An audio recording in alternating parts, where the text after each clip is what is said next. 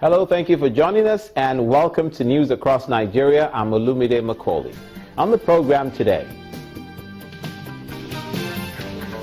National Judicial Council sacks 2 judges at the Federal High Court, Lagos, and High Court Osun over alleged misconduct as presidency raises concern over delays and non-conclusion of corruption cases.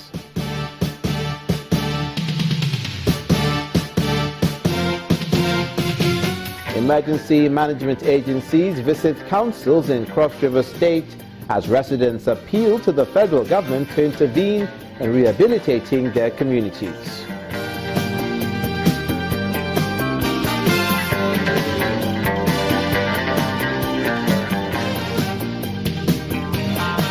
And Benue State government moves to solve water supply problems and flood challenges across the food basket state.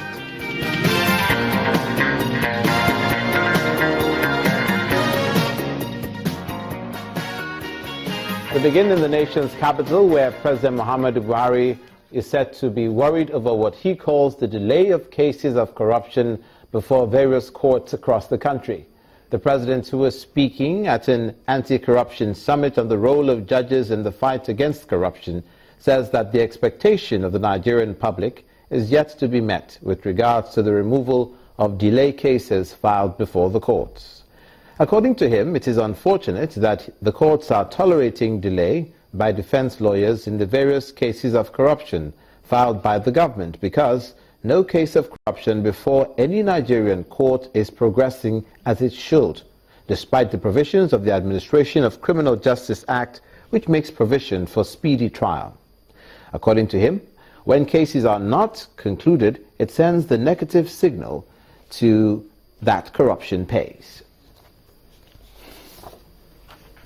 Meanwhile, in what can be referred to as house cleaning of some sort, 2 judges, Justice Mohammed Yunusa of the Federal High Court Lagos Division and Justice Olamide Oloyede of the High Court of Justice, Osun State, have been relieved of their jobs by the National Judicial Council over alleged misconduct.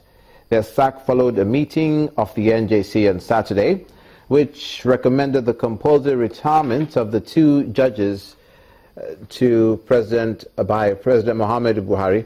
In a statement, the NJC explains that its hammer came on Mr. Yunusa for allegedly issuing illegal court orders, blocking investigation by government agencies into alleged financial misappropriation by some public officers. The decision followed a petition by a non-governmental organization, Civil Society Network Against Corruption.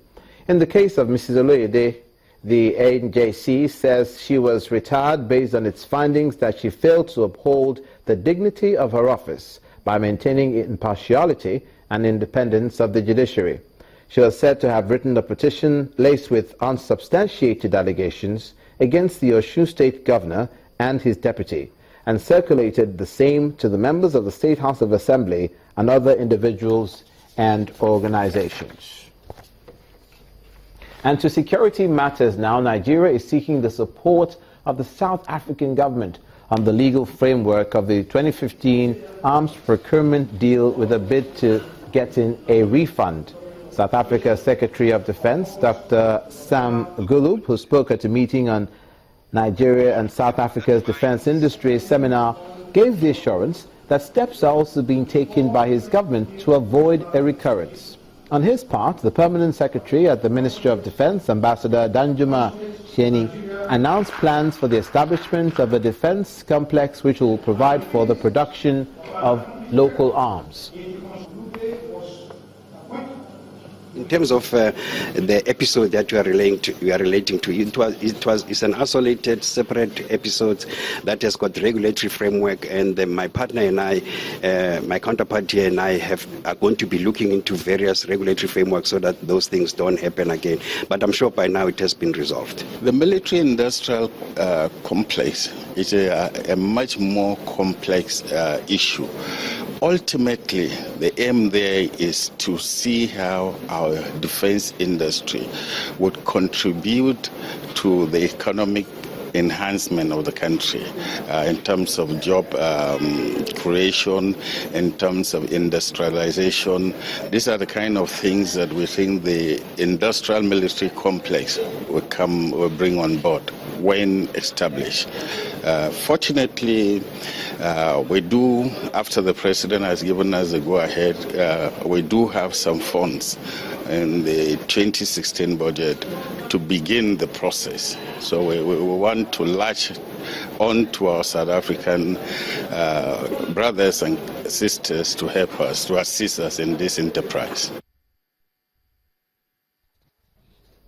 Now to the oil and gas sector. The controversy surrounding last Saturday's protest by a faction of Petroleum Tankers Drivers Union over the suspension of loading of petroleum products at the Kaduna refinery by Nupeng has taken a new dimension, with the national leadership of the union led by Solomon Aladita dissociating itself from the action.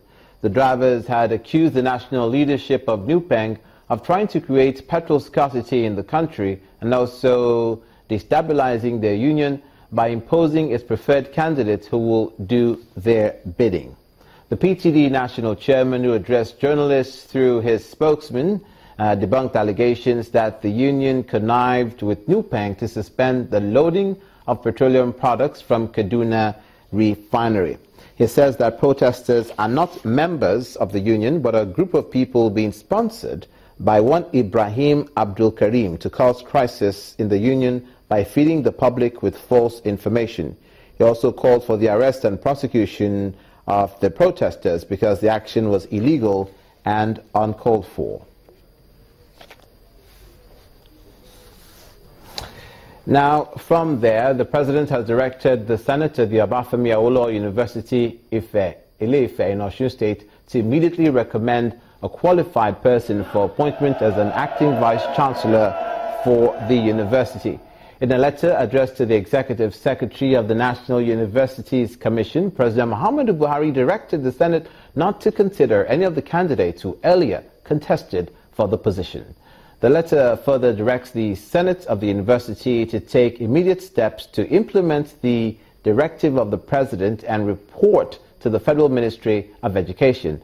Workers and students of the institution recently trooped out in jubilation following the dissolution of the school's governing council and the suspension of the selection of the vice-chancellor by the federal government.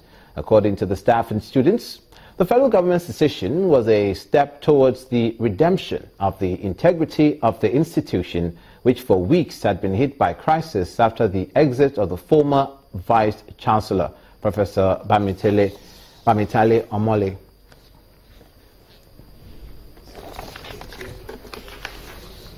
You're watching news across Nigeria on Channels Television, and coming up, councils that is local councils in Cross River State. Don't go away.